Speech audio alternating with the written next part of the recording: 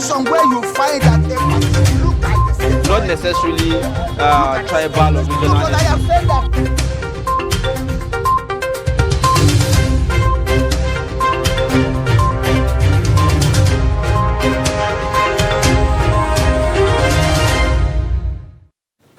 All right, thank you for staying with us. This is Daybreak on Trust TV. Time to take a look at the dailies on Daybreak, and we'll begin with the Daily Trust newspaper. The lead story there talks about the big story of the day, talking about the labor strike. It says Labour suspends planned strike for 30 days. You'll find all the details on the front page and also on page 4 of the Daily Trust newspaper. Above the lead story, gunshots as IPOP unleashes terror in Simon Ekwa's hometown on page 7.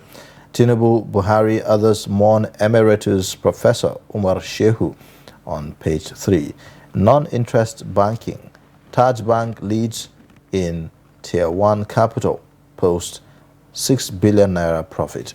You have below the pictorial there, Atiku mom as Chicago Varsity releases Tinubu's records, authenticates certificates on page 4. Many feared death in Rivers Oil explosion on page 6. You have Diziani appears in UK court as EFCC begins extradition process. ISWAP kills 2, abducts 2 monarchs, others in Borno. These are the main stories on Daily Trust front page. The People's Daily says family of 4 electrocuted in Taraba State. A very sad situation there. We have police bust kidnapping syndicate and kill 1, rescue 3 in Adamawa Forest. The major story on People's Daily says Election Petitions Tribunal sacks Nasarawa Governor Sule and declares PDP's Ombogado winner. Below that you'd see a pictorial. Below the pictorial we have "We can defy the odds and get Nigeria working." That's according to the Plateau State Governor Muftwang. Nigeria can make $20 million from launching 1 satellite. That's according to the NASRDA DG. You find the story on page 4. Tribunal upholds Fubara's victory as River State governor. And non-interest banking, Taj Bank leads in Tier 1 capital, the PBT. Now, these are some of the stories on the People's Daily. All right, on the Nation newspaper, you have the lead story. It says federal government votes 100 billion naira for high-capacity CNG buses. Labour suspends strike after signing agreement with government. Above the masthead, tribunal sacks Nasarawa governor, Fubara victory power. ECA withdraw, states to get 1 trillion naira refund. We have also Tinubu graduated from CSU in 1979, says school. Varsity released documents to Atiku. 100,000 euros trial. You have UK courts slams tough bail terms on Diziani. These are the main stories on the Nation newspaper. The Daily Independent at the top of the page says what Nigeria needs now is war on insecurity and economy, according to OB. Closed banks, NDIC begins payment of 16.18 billion naira liquidation dividends to depositors. The top story of Daily Independent says a Labour shelves strike for 30 days after compromise with the federal government. Below there we see police investigate a Boeing armed attack on buses and motorcycles. You find this story on page 7. London court grants Diziani Alison Maduke £70,000 bail. Rider there says EFCC begins extradition proceedings against former minister. You find this on page 29.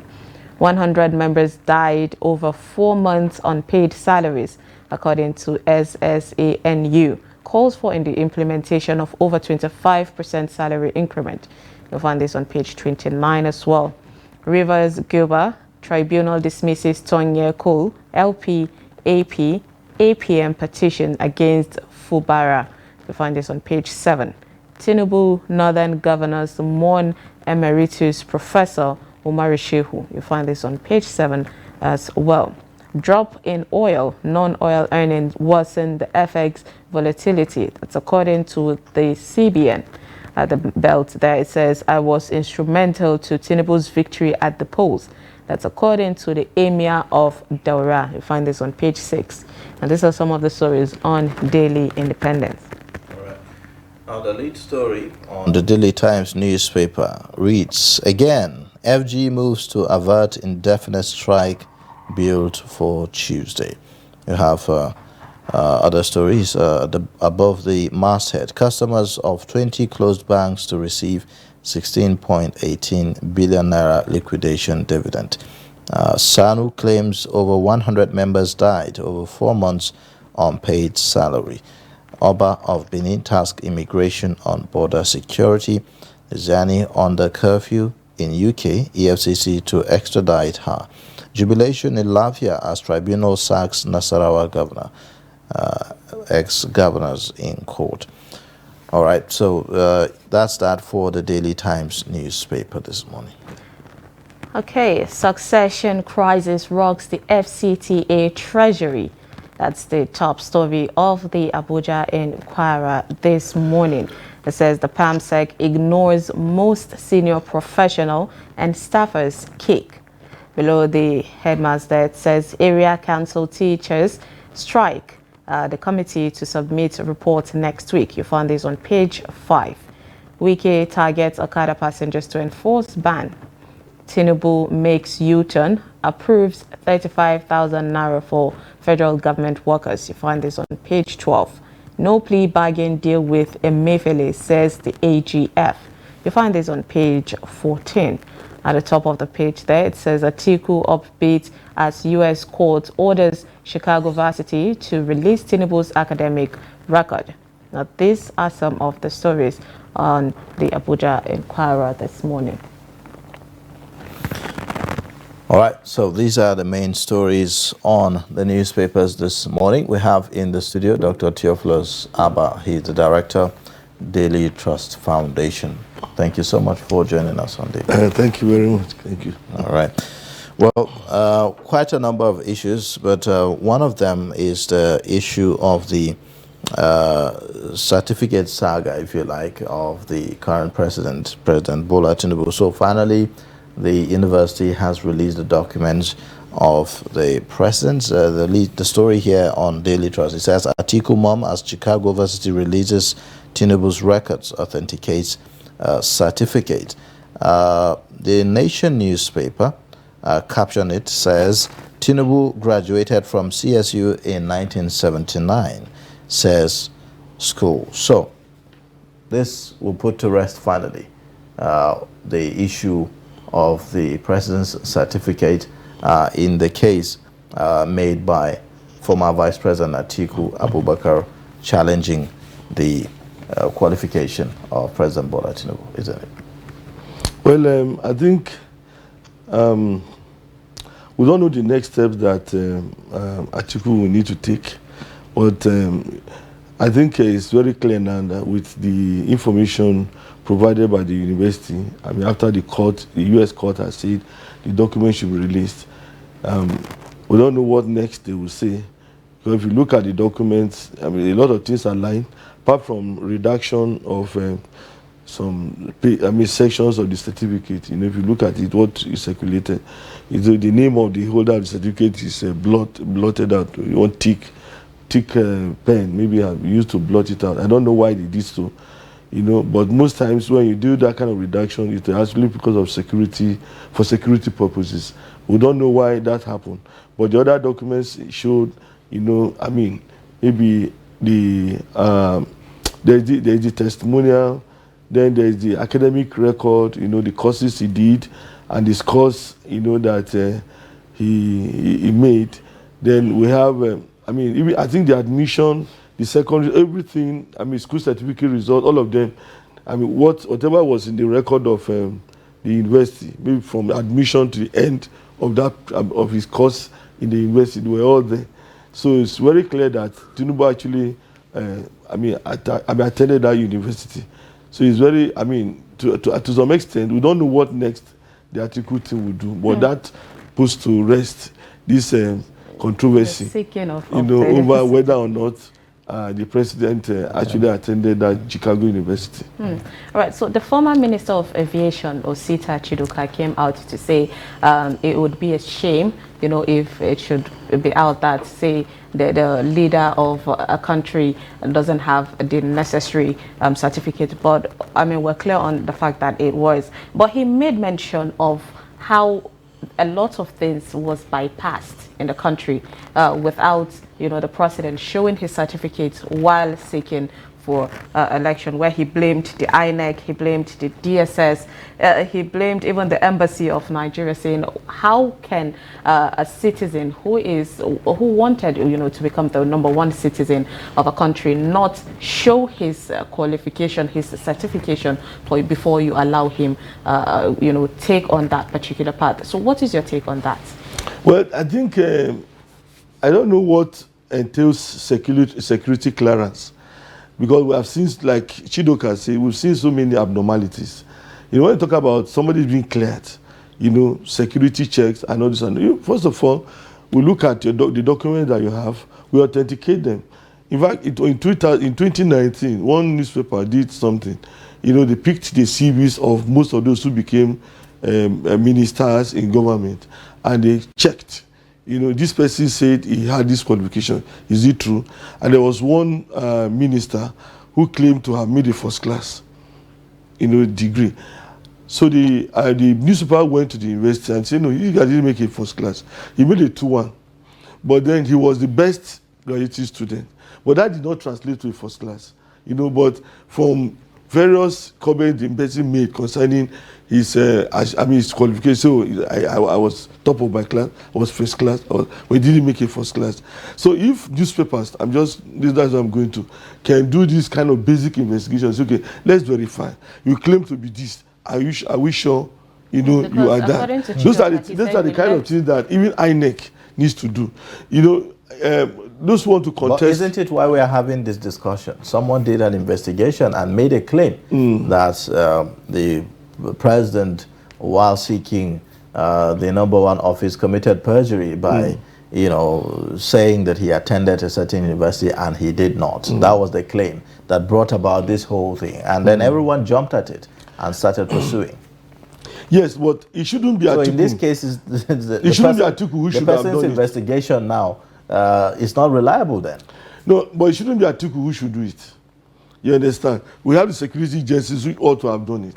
You see, because what I know about security... But there was a case to this effect several years ago where it was the police, I recall, while the current president was the governor of Lagos, or he was seeking office in Lagos, and this same matter came up, and the police followed up with the issue and brought out some of this information. But it appears that the Atiku and his team were not satisfied with whatever it is that were released at the time. Yes, I think what I would say is that, what Atiku has done, what Atiku has achieved rather, is a conclusive evidence that, look, this man went to that university. That's what his struggle has achieved. But you see, it shouldn't be Atiku who should do it. That's what I'm talking about. Security justice ought to have done it. Say, okay, well, this is, we have the responsibility of verifying. We have verified ABCD, we have got this. So I think it's good that we have come to this end and prove that our president actually passed through the university. But then it's a challenge to security agencies to make sure that they do thorough investigation.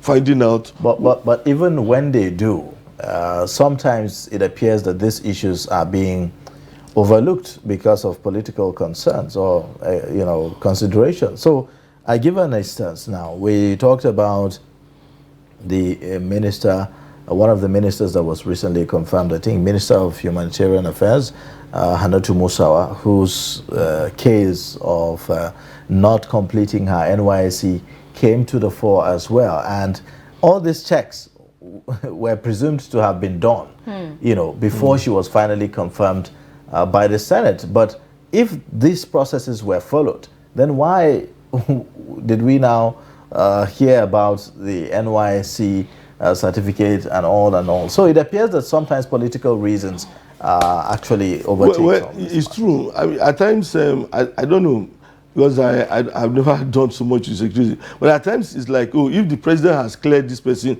why shouldn't we allow the president to become minister?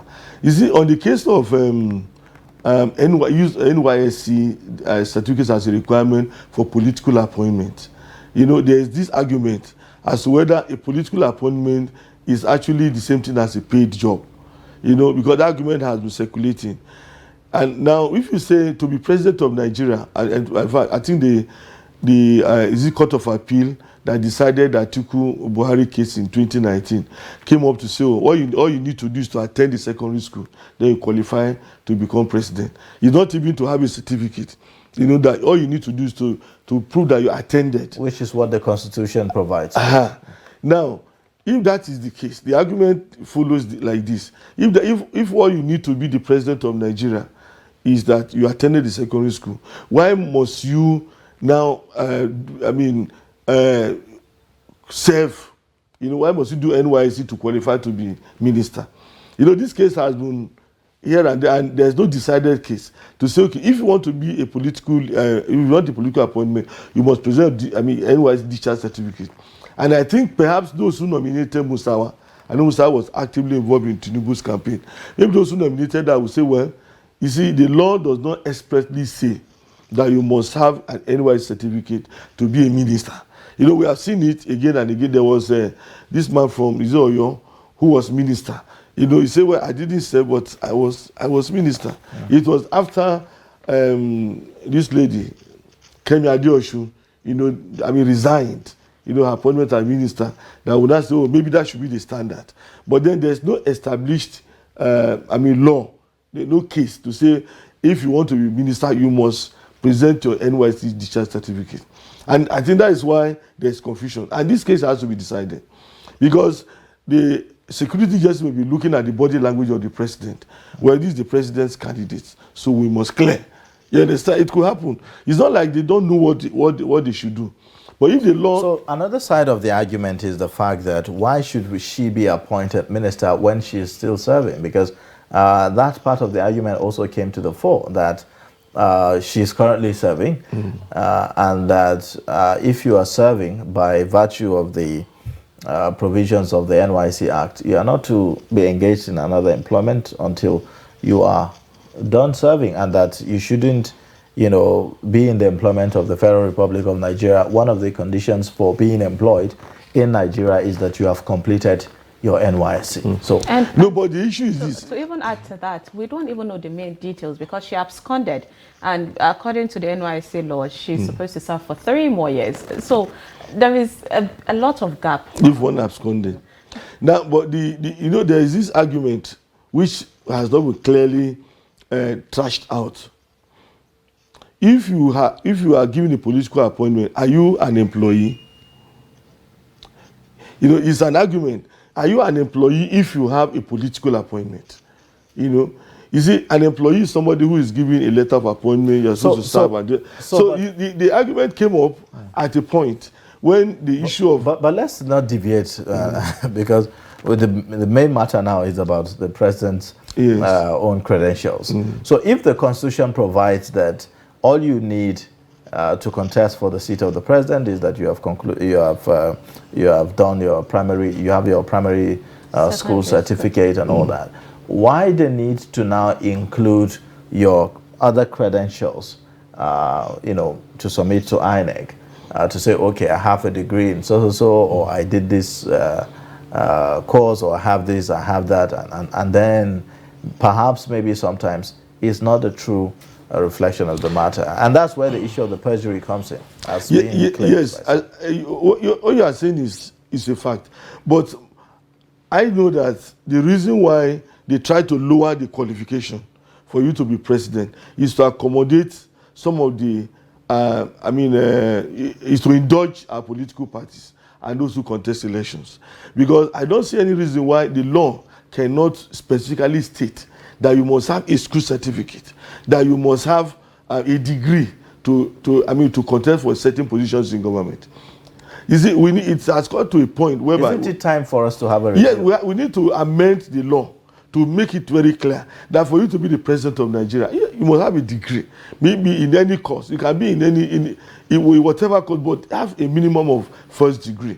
Because as long as you keep lowering the qualification, because most of the time, if you read decided cases in Nigeria, you marvel, and you say, why would the lawyers, why would the judges decide the case in this manner? It's actually to accommodate, whatever will be convenient for politicians and political, and where you should go beyond. The system should be beyond satisfying the interests of a few persons in the country. What's wrong in saying that, for you to contest for the governorship, for the presidency of Nigeria, you must have a school certificate. Pass O level. Some have made the argument that your qualification, your educational certificate or qualification has nothing to do with your ability or capacity to lead the country in that capacity. How do you respond to that? Well, there's nothing wrong. That does not mean that if you have a first degree, you cannot lead. That does not mean that if you have a school certificate, you cannot lead. We cannot say, because you have the capacity to lead, you don't need a degree, you don't need a school certificate to lead. It doesn't. If you look at modern times and the realities that we face today, you cannot tell us that, you don't need a degree. Those who have degrees can lead, those who have school certificates can lead. But what we are saying that you must have a basic qualification, not just not just being left in the open to say, if you attended the secondary school.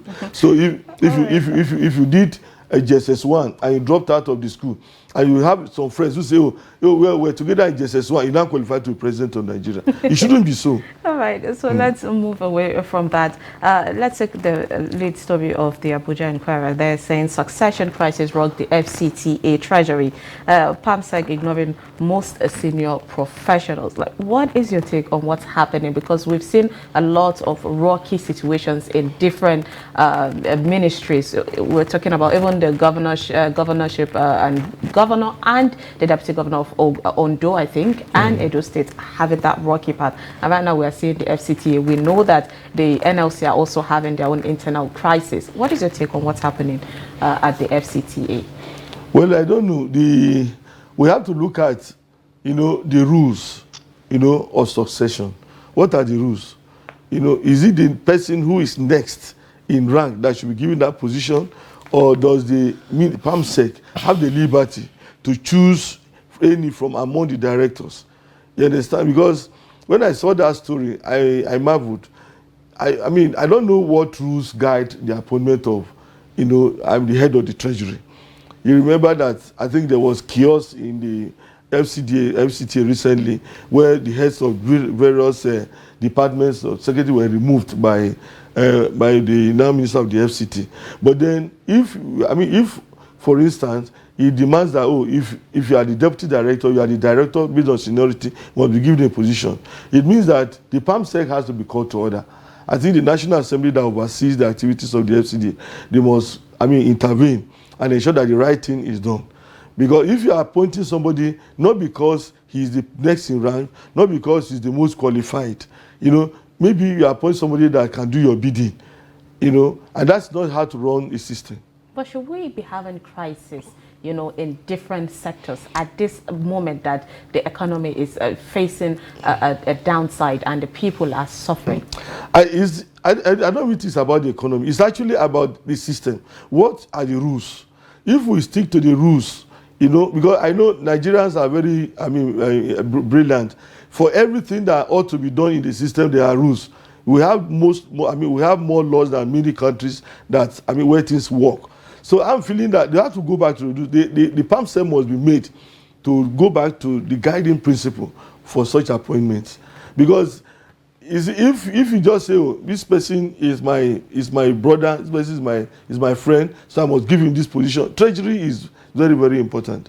It's a significant position in the FCTA. So I think we have to go back to the rules. And it's good for the National Assembly to take interest, in what is happening at the FCTA.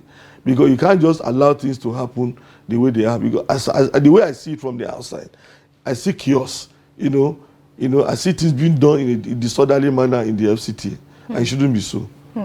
Indeed. Thank you so much, Dr. Theophilus Abba, Program Director of Daily Trust Foundation. Thank you so much for joining us this morning. Thank you. Thank you.